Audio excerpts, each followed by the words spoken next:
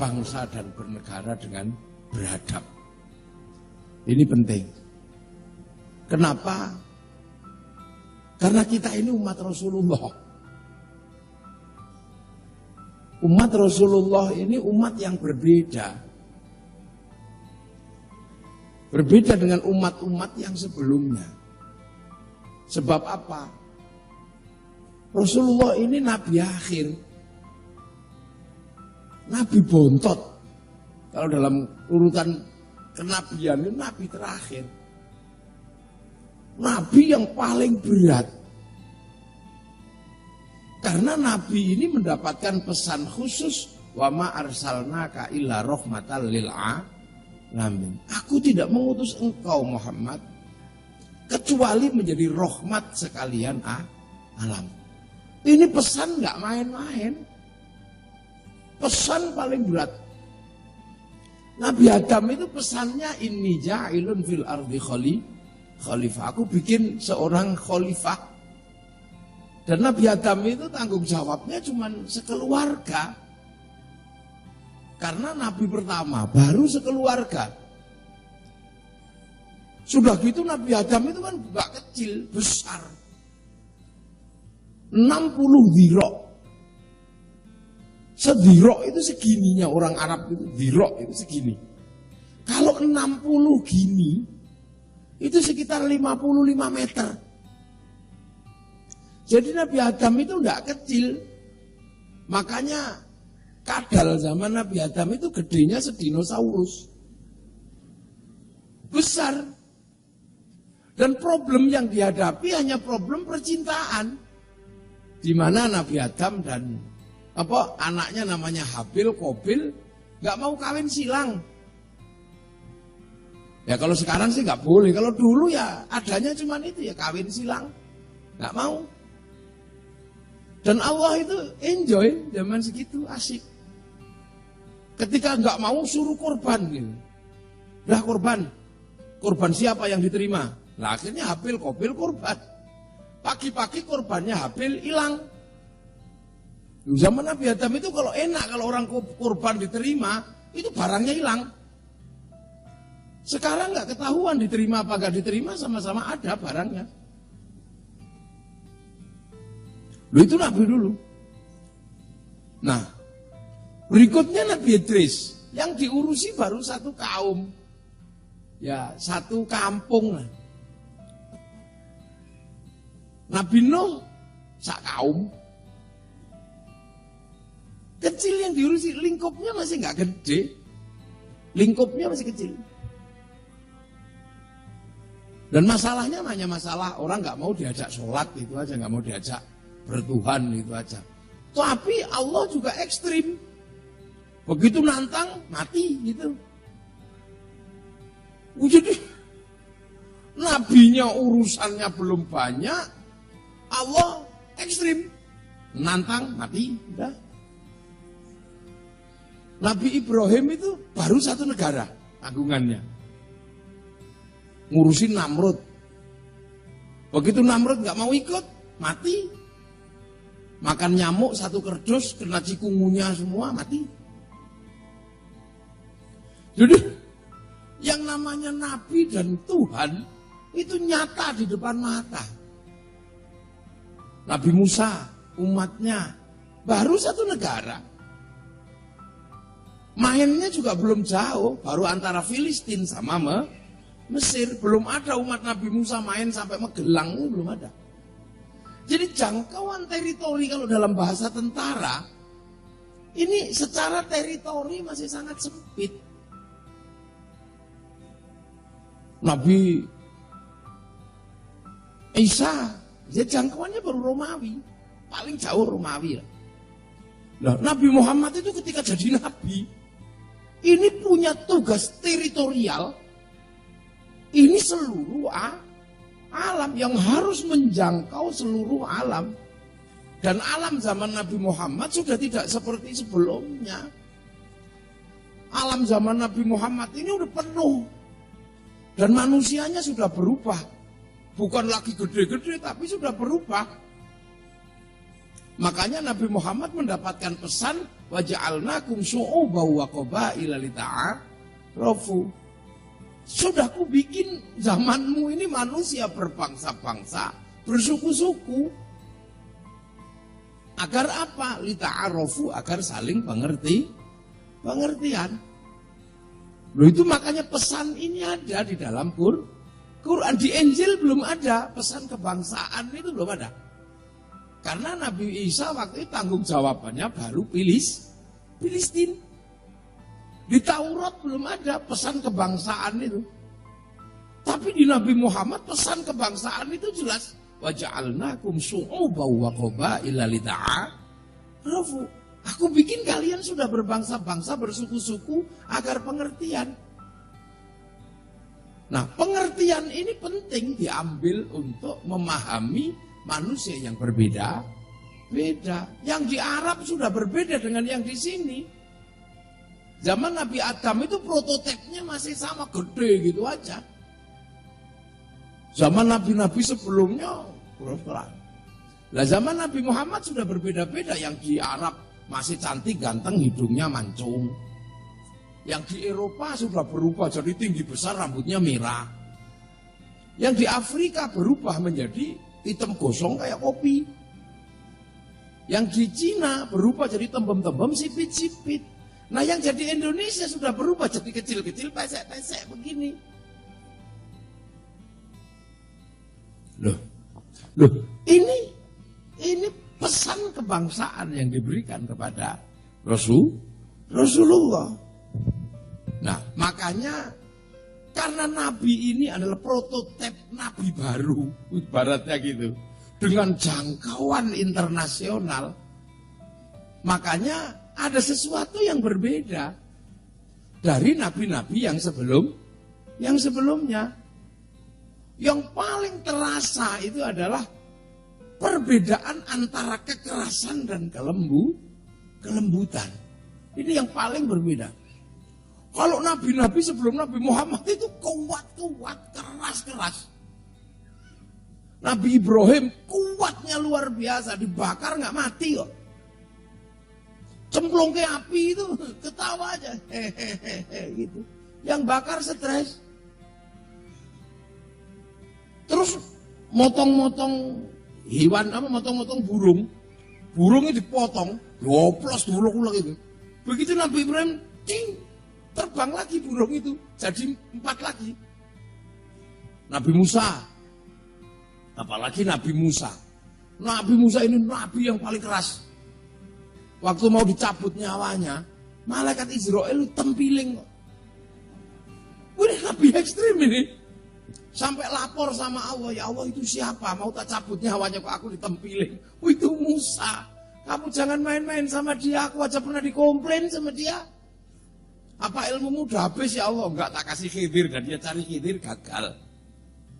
Nah itu makanya terus dibilang sama Allah, ya Israel nanti kamu kalau ketemu dia yang sopan, biar kamu gak ditempiling lagi.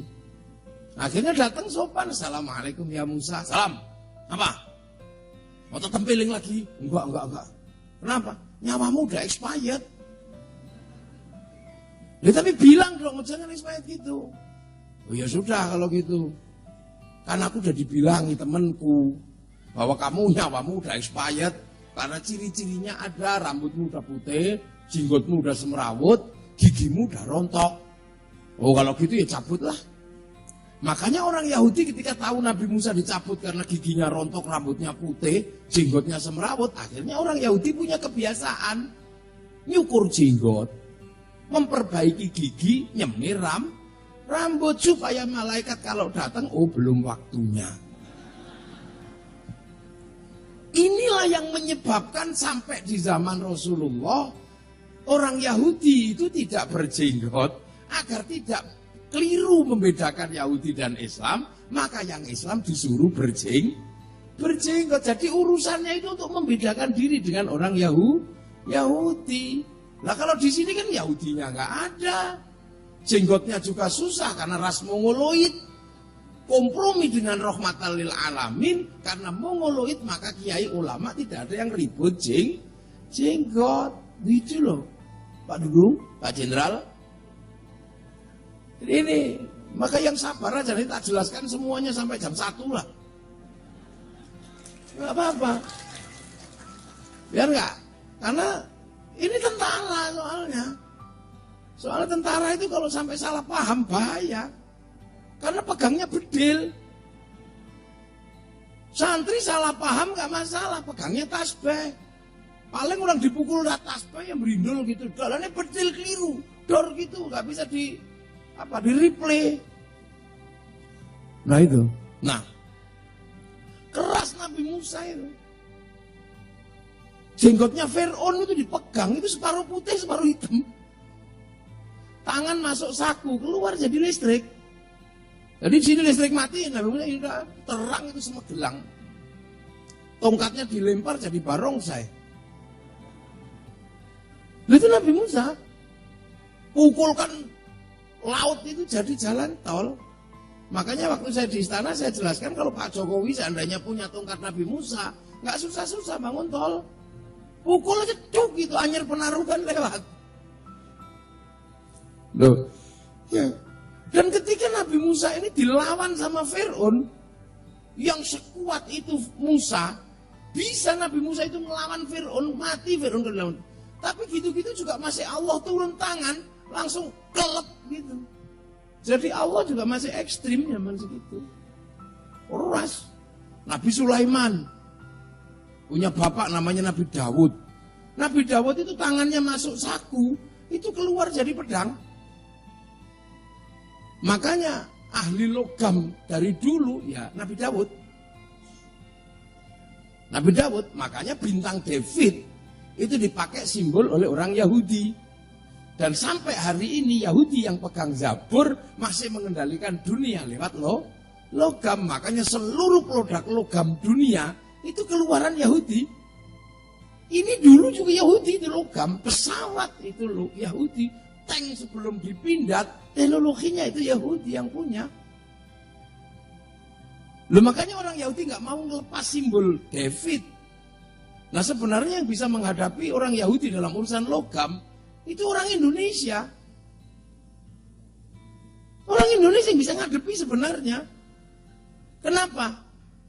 Karena bisa dilihat dari struktur pengetahuan kebudayaan. Orang Arab punya alat musik namanya terbang, terbuat dari kayu dan kulit. Orang Eropa punya musik namanya gitar, terbuat dari kayu dan tali. Tapi orang Nusantara terutama di Jawa punya alat musik namanya gamelan. Artinya hanya bangsa yang menguasai ilmu pertambangan yang maju dan penguasaan metalurgi yang mapan mampu membuat alat musik dari logam. Musik bisa ngadepi. Tapi logam sini dimusyrikkan. Dibid'ahkan, akhirnya kita kehilangan ilmu metalurgi dan kita kehilangan ilmu pertambangan. Sampai sekarang Jerman aja kaget. Kenapa orang Indonesia bisa membuat keris? Yang peksi tengahnya itu meleleh di suhu 15.000 karena itu logam bintang. Sementara Jerman hanya mampu meleburkan logam sampai di suhu 7.000. Nah 15.000 itu dulu api apa? Ya saya sendiri juga nggak bisa jawab. Akhirnya saya sambil gurau saya jelaskan, ya mungkin nenek moyang kita punya jin. Nah oleh jin itu logamnya dibawa lari ke neraka, dicelup situ, ditempa di sini. Ya paling gitu, itu pun ngarang. Ngarang itu, ngarang. Kayak sekarang orang seluruh dunia yang ahli nuklir, itu nggak bisa mencerna. Nuklir tanpa reaktor, kalau bocor bahayanya luar biasa. Tapi di Jawa, itu ada nuklir ramah lingkungan. Namanya apa? Tombak baru glinding itu nuklir ramah lingkungan. Karena di ujungnya ada nuklir aktif yang kalau diturunkan begini mati semua kena radiasi. Nah orang nanya, nah itu dulu dari mana teknologinya? Ya nggak ngerti. Coba orang Pindad mampu meneliti itu.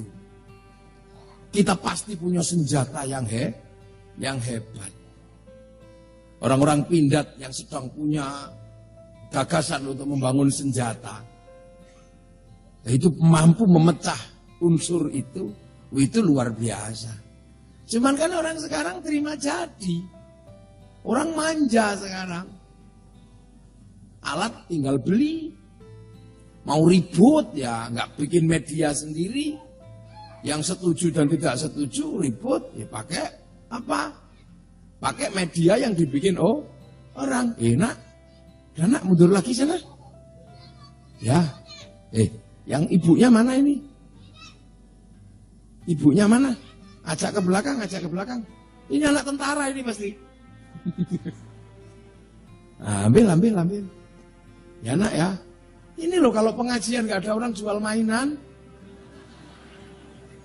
Ini Pak Gubernur. Ini mestinya tadi ada alokasi anggaran untuk anak-anak itu biar bisa beli mainan. Iya lah, anak kecil itu kan gak mau ngaji, dia maunya beli mainan. Ya, saya gak enak aja coba kalau ini bukan tempat tentara gitu. Biasanya saya kalau anak kecil itu tak suruh beli mainan sana gratisan. Nanti tukang apa yang jualan itu nagihnya ke saya. Tapi nggak enak juga saya Pak Gubernur kalau di sini. Saya selalu begitu biasanya kalau anak-anak kecil. Nah deh, ambil semua mainan nanti yang jualan ngitung terakhir, nanti saya yang bayar biasanya. Tapi kalau di sini nggak enak sama Pak Gubernur saya. Jangan-jangan nanti nggak boleh masuk jualannya. Nah, kita punya banyak sekali sebenarnya. Nah, nabi lagi ada nabi namanya Sulaiman. Nabi Sulaiman itu serem juga, nabi keras. Jin diajak ngomong. Bahkan angin itu, Pak Gubernur, bisa diajak ngomong. Sampai kentut itu bisa diajak ngomong. Makanya kalau zaman Nabi Sulaiman orang kentut nggak ribet. Begitu ada kentut, kentutnya dipanggil. Tut, kamu kentutnya siapa? Jawabannya tinggal jawab siapa yang kentut. Kalau kentutnya Pak Gubernur ya kentutnya Pak Dudung gitu. Kalau kentut saya ya kentutnya Muafik ya gitu paling jawab dia. Keras Nabi ini. Nabi Sulaiman yang aslinya bukan orang Sleman ya orang Palestina. Terus Nabi Isa. Nabi Isa ini orang buta nih. Dipegang gitu, melek. Orang mati, itu bangun. Nah, Nabi Muhammad itu lahir dengan prototipe baru. Itu semua gak dikasihkan sama Allah. Tapi mendapatkan situasi yang benar-benar sulit. Lahir di Mekah. Lahir di Mekah, di mana orang Mekah itu nggak ngerti Nabi, apa nggak pusing itu. Orang Mekah kan nggak ngerti Nabi, ditaruh di Mekah, orang Mekah nggak ngerti Nabi. Makanya ketika Nabi Muhammad mengatakan aku Nabi, orang Mekah, Nabi itu apa? Nggak ngerti. Orang Mekah itu ngertinya dua, satu adalah ahli syair, yang kedua adalah tukang ramal atau dukun, kahin. Mereka pagan, mereka tidak punya agama. Yang mengerti Nabi itu orang Yahudi sama orang Nasrani. Lah orang Yahudi sama orang Nasrani itu bukan di Mekah, posisinya ada di Filistin. Makanya ketika Nabi Muhammad mengatakan aku Nabi, ya nggak ada yang kenal. Beda dengan malam hari ini, saya datang nggak ada masalah. Wong orang sini semua kenal kiai, karena sudah diajari Kiai Magelang. Bahkan Pak Gubernur sudah menyatakan yang datang nanti adalah Kiai Haji Ahmad Muafik. Atau yang dipanggil Gus Muafik. Diproklamirkan di sini. Makanya ketika saya datang nyantai aja. Rebutan salaman, ngerti kalau saya Kiai. Enak. Saya ngomong didengerin, ngerti saya Kiai. Tapi coba saya masuk ke pedalaman Irian. Yang tidak mengerti Kiai. Pasti saya dikira tim pemburu babi. Enggak mau, ini apa tuh? Rambutnya panjang, gimbal, hitam dekil. Ini pasti lagi berburu babi. Sama dengan Pak Dudung, si Gubernur datang ke sini, siap dan siap. Orang ngerti di sini ngerti Gubernur Akmil. Coba kalau lagi pakaian begitu ke tempat saya, santri-santri terus, ya karena kan nggak berpakaian dikira paling ada yang sebelah situ aja Pak, gitu karena nggak ngerti. Tapi kalau pakaian dinas ngerti. Sama saya berhadapan dengan ribuan tentara, saya nggak ngerti pangkatnya apa. Tapi kalau sekali Banser datang, ngerti saya pangkatnya apa dia. Karena saya ngerti Banser. Saya nggak ngerti pangkat tentara bintang 1, bintang 2, taunya gitu aja. Sewaktu saya di Cilangkap, ngaji di markas besar TNI, ya saya nggak tahu. Ini yang pangkatnya apa. Saya nanya Pak Mizar kalau itu pangkatnya apa? Itu pangkatnya apa? Untuk Pak Mizar, gelem ngeladeni saya. Ya nggak ngerti. Nah, Nabi Muhammad itu di Mekah, yang orang Mekah itu nggak ngerti Nabi. Makanya ngamuk semua, Nabi itu apa? Nggak ngerti. Yang ngerti itu Yahudi Nasrani, posisinya tidak di Makkah, tapi di Filistin. Makanya Nabi dihamuk itu karena apa? Ya orang Mekah nggak suka aja. Ada orang nggak sekolah kok tiba-tiba pidato. Ya nggak mau. Orang Mekah itu yang dianggap bisa berbicara itu satu orang kaya, yang kedua adalah penyair, yang ketiga dukun. Maka ketika Nabi nggak sekolah, nggak bisa baca, kan orang Mekah tahu Nabi Muhammad itu kecilnya ikut kakeknya, ibunya meninggal, terus ikut kakek, namanya juga orang ikut kakek itu kan pasti nggak kaurus. Ya dimanapun nggak usah lah kakek itu suka sok-sokan. Anak jangan dititipkan ke kakeknya sama neneknya, pasti nggak kaurus. Dan Nabi Muhammad dititipkan ke Abdul Muthalib, nggak kaurus. Dekil gitu mestinya. Kenapa? Karena kakek itu terlalu sayang sama cucu. Sudah, kayak nggak mandi ya, nggak apa-apa gitu. Lu itu kakek, dimanapun sudah deh sampai tanya aja. Kakek itu bukannya nggak mau ngurus, tapi karena nggak bisa sama cucunya itu. Kayak nggak sekolah ya, ya gitu. Wong kakek itu saking sayangnya sama cucu. Saya punya pengalaman. Bapak saya itu kalau ngajar ngaji, ini kalau buatan Cina copot kupingnya. Kerasnya luar biasa. Sekarang sama cucunya lagi ngaji, pecinya diambil pakai sepatu sama gitu aja. Coba kalau saya yang begitu dilempar ke peceren kalau saya. Duh, itu sama cucu nggak bisa. Cucu itu anak saya ini istri saya bawa. Anak saya sakit gigi. Udah tahu sakit gigi, nggak boleh beli harum manis. Karena kalau beli harum manis kan tambah sakit itu. Lari ke neneknya, belikan 5. Ya semalam ya saya ya udah nek, gendonglah engkau yang belikan, engkau yang memulai ya kamu yang mengakhiri dan gitu. Nah orang Mekah itu tahu Nabi Muhammad ikut kakeknya, nggak sekolah, nggak apa. Begitu ngaku jadi Nabi, orang Mekah nggak ngerti Nabi. Itu masalah sendiri. Sudah gitu ajarannya Nabi bagi orang Mekah masalah. Sudah tahu nggak ada air, suruh toharo pakai air. Mau diminum aja susah, itu malah disuruh mandi jinabat. Bagi orang Mekah ini ngerepotkan ini. Nggak ada air suruh mandi. Coba. Apalagi jinabat. Lah orang Mekah itu jinabatnya kan nggak kayak kita. Kalau kita kan sebulan sekali, ya tentara minimal seminggu sekali lah. Tentara ini kuat-kuat. Nah kalau orang Mekah, orang Arab itu semalam bisa 8 kali. Karena kuat orang sana. Nah orang sana yang ngamuk, ngapain sih ini ajaran apa?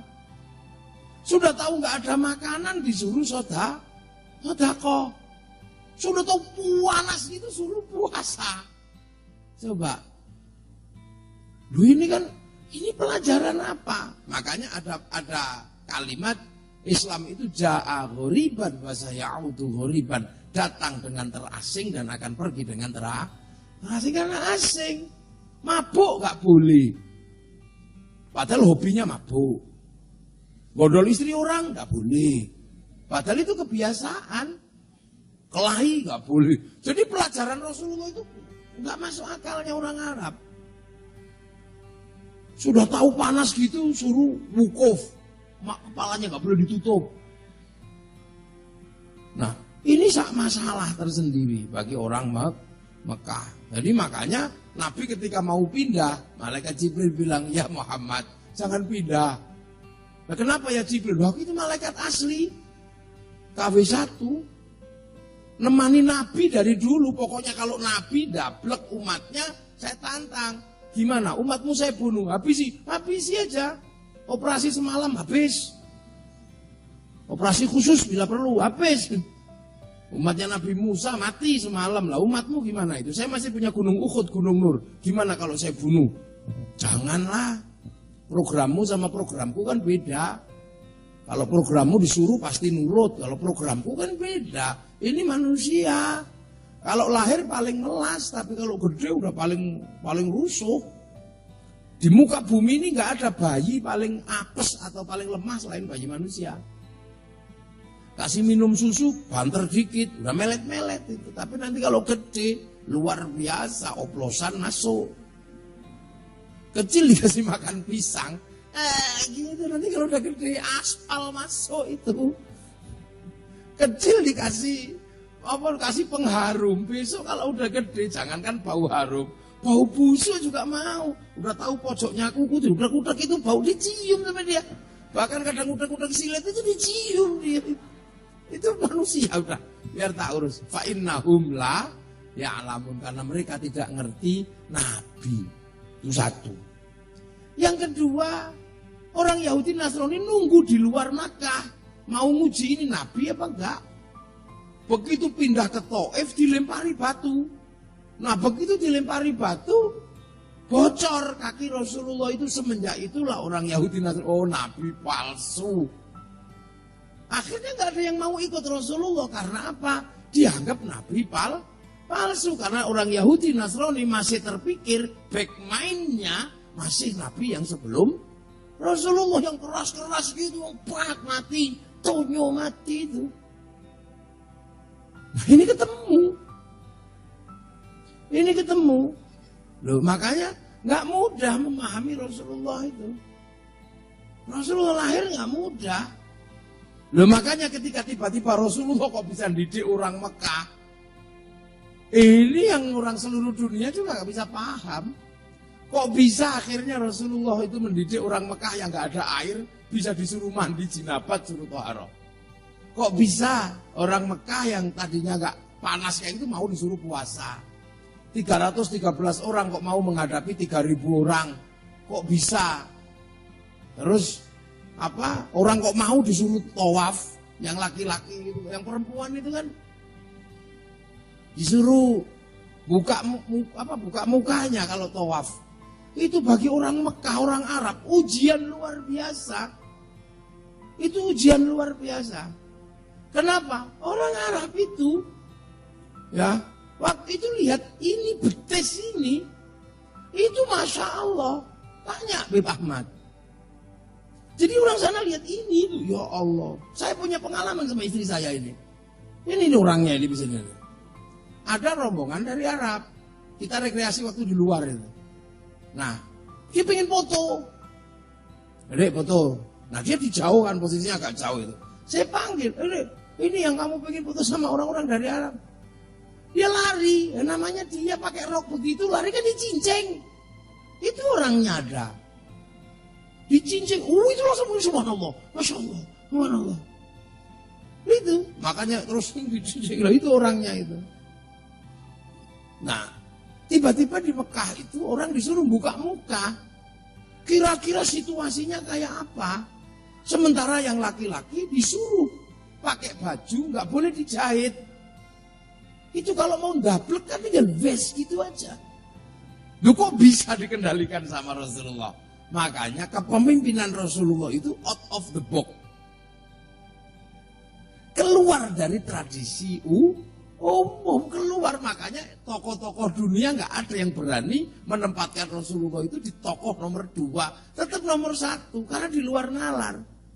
Alexander the Great nyuruh perang, dia panglima perang. Fir'aun suruh bangun piramid, dia raja. Nah Rasulullah itu apa? Kok mau? Sayyidina Umar yang tukang kelahi kok bisa nurut sama Rasulullah yang nggak pernah kelahi. Sayyidina Abu Bakar yang konglomerat kok mau nuntun unta Nabi Musa, unta Rasulullah. Kok mau? Siti Aisyah yang umur 10 tahun kok riang gembira dinikah sama Rasulullah yang umur 50. Padahal kalau di sini selisih 20 aja bunuh diri. Ini tidak ada nalarnya. Makanya kepemimpinan Rasul itu nggak bisa dinalar. Ya bisa dinalar. Makanya jangan sekali-sekali orang tiba-tiba mengatakan Rasulullah itu begini. Bentar dulu. Rasulullah ini kelasnya kelas internasional. Bukan kelas lokal. Makanya umat Rasulullah ini adalah umat milenial, umat masa depan. Ketika dikatakan kamu berbangsa-bangsa dan bersuku-suku, umat Rasulullah sudah harus diajarkan menjadi umat masa depan. Karena pasti akan ketemu antar bangsa. Sahabat belum ketemu antar bangsa. Tapi umat Rasulullah yang di sini sudah ketemu antar bangsa. Malam hari ini kita ketemu dengan orang Cina.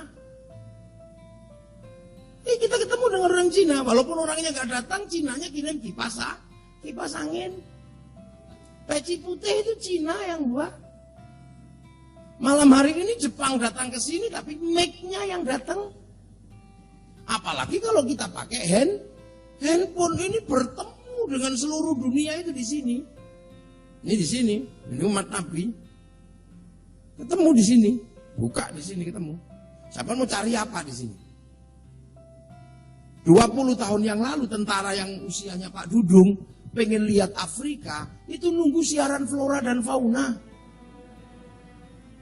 Pengen lihat gajah, nunggu flora dan fauna. Sudah ditunggu seharian, kata yang keluar Pak Harmoko. Belum pencapir, kalau nggak Pak Harmoko, Pak Murdiono yang kita capek dengernya. Itu lama. Sekarang tinggal ngetik di sini umat Rasulullah, luar biasa tinggal ngetik. Mau cari apa di sini ada. Kucing Afrika keluar.